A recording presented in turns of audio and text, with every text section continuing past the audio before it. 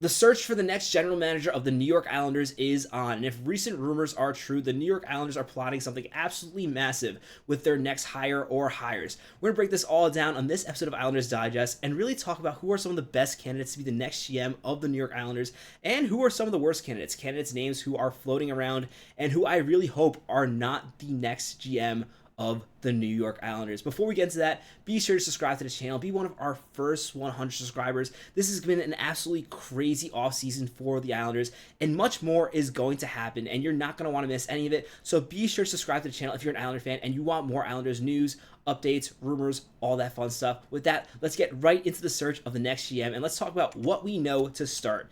Andrew Gross has reported that he is hearing that Kate Madigan, the New Jersey Devils assistant GM since 2022, will get a chance to interview for the New York Islanders GM job. Now, I'm going to start this off by saying this is a really encouraging sign for the direction which the Islanders are looking to go for this position. Obviously, the Islanders are going to cast a very wide net. I have a feeling we're going to get rumors that dozens of different candidates are getting interviews. Not dozens, well, at least potentially a dozen candidates are going to get interviewed as the Islanders really try to figure out what is the best direction for this franchise going forward.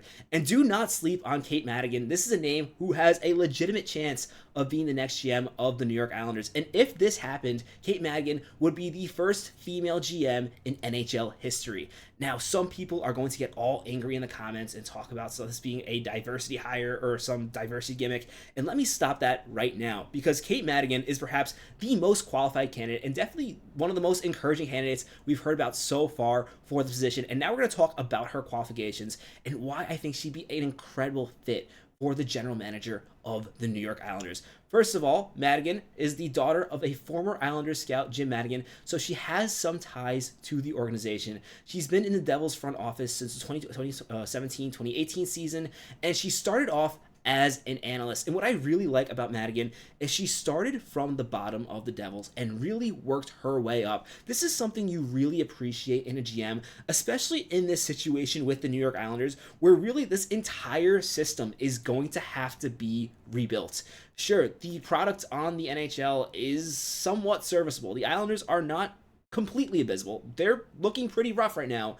But there are some encouraging pieces on the New York Islanders, but the farm system is absolutely decimated, and you're going to have to build this organization back up from the ground. I mean, everything, even from scouting, needs work, and that is something she has experience in it. And she was promoted with the Devils to be the director of professional scouting in 2019, and then she was moved up to be the director of hockey operations, and then from there, in 2022, she became their assistant general manager. And I really think for this role, it's going to be important for the Islanders to look for successful assistant general managers. Why do I say that? Why don't we just go straight to hiring someone who already has been a GM? Well, right now, there are no GM openings in the NHL, meaning every single GM who is currently available is a GM who struggled with another organization and frankly got fired because they were not running their team well enough. So sure, it might be a good idea for the Islanders to find someone with experience, but perhaps that experience is not the best. As we're going to talk about in a little bit, there are some names of former GMs that really scare me for the Islanders.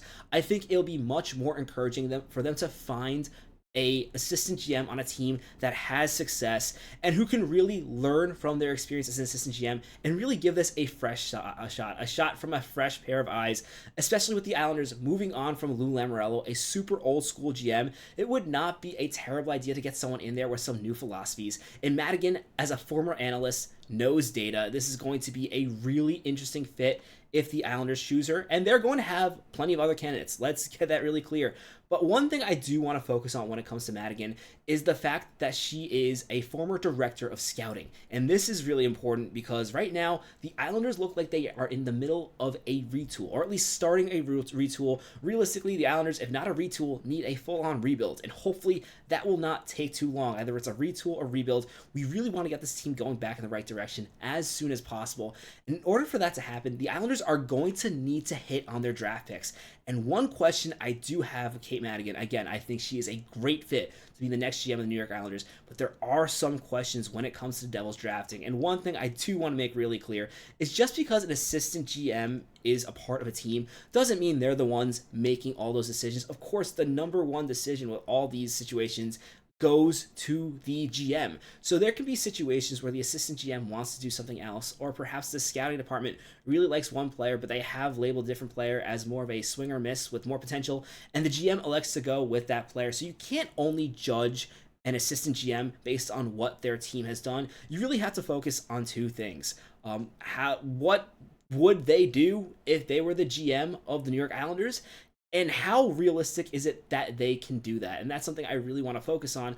That being said, we can look quickly at her drafting history with the New Jersey Devils. Devils fans have been complaining about the drafting, and frankly, it is questionable at best. Now, I'm not going to talk about the most recent drafts, mainly because I don't think there's been enough time to know who those players are and whether or not they were the right choice. I think it's also important to keep in mind with a lot of these picks, the Devils also already had really high-end talent in Jack Hughes, and as a result, they were kind of looking to take a swing. So some of these picks are a swing and miss, as we're going to talk about. I mean, one thing I definitely am going to point out is a lot of Devils fans would say Simon Nemec is a bust, second overall. While there probably were different players that perhaps could have went higher, it is way too early to call Nemec a bust. And the fact that he's already played 87 games after being drafted in 2022, definitely not looking like he's a bust. Perhaps he will not be that top pair defenseman they were hoping he was, but again, it's still too early. I do want to look at some other early picks, though, that I am a little concerned about. Again, early on, especially when you look at 2020 and 2019, you do have a couple players from later rounds that have played NHL games. That is a good sign when it comes to scouting. However, there are some names that clearly have not hit. You do have a player like Dawson Mercer, who is a great pick for the Devils, a pick really good at 18. On the other hand, you have a name like Alexander Holtz, who has really struggled, not looking like he deserved to go where he went in the draft at 7. Although I will say, Holtz is actually an example of a player I do want to see the Islanders target this offseason. I think with the team getting younger, one of the first steps to do that is perhaps to get some assets from the older players on their team and maybe flip some of those less valuable some of those less valuable assets to get some players who are struggling, who have youth, who can potentially benefit from a new opportunity with the Islanders and really give some of those players some more ice time. I know I'm getting a little off topic here, but I think Alexander Holtz is a great example of what I want to do. And if the Islanders can get him from the Vegas Golden Knights, I think that'd be a really good idea.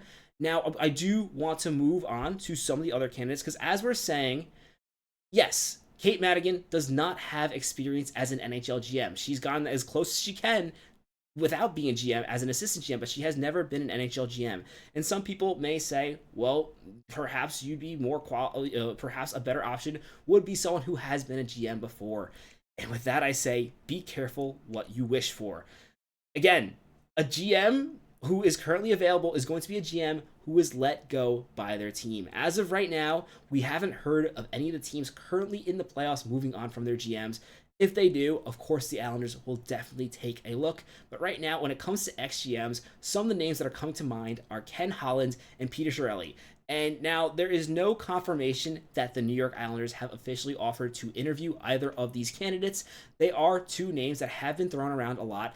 And Chiarelli is a name that does have connections to Scott Malkin. And frankly, this would be an absolutely terrible choice for the New York Islanders. Chiarelli's perhaps biggest legacy with Islander fans is trading the Islanders the pick for Matt Barzal and Anthony Beauvillier for Griffin Reinhart. An absolutely terrible trade for the Oilers. I mean, a brilliant trade for the Islanders, but yeah, Chiarelli does not really give me much confidence.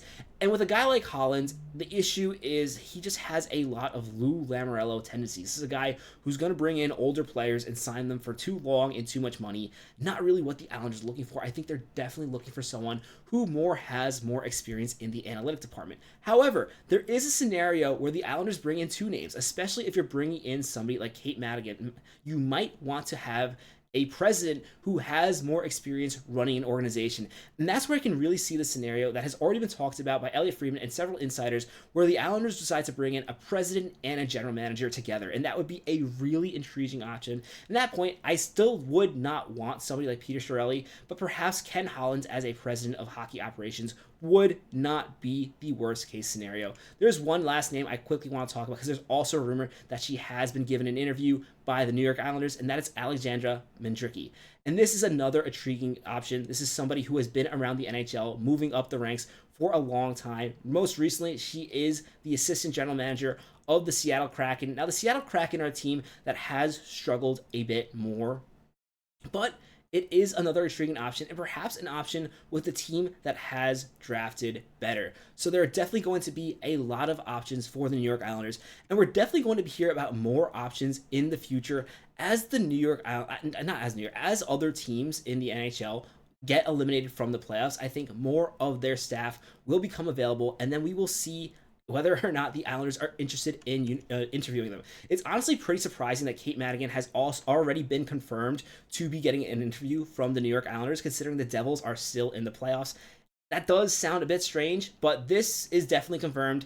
And if this is the direction the Islanders are going in, looking for people who have experience both with numbers, analytics, and also scouting, I think it is very encouraging for the future of the New York Islanders. Let me know in the comments who you want to see be the next general manager of the New York Islanders. Do you have a name in mind, or you just have certain requirements that you're really hoping for in the next GM? As always, thank you so much for watching. If you haven't already, be sure to subscribe to the channel. My name is Patrick Nilan. This is Islanders Digest. Let's go Islanders.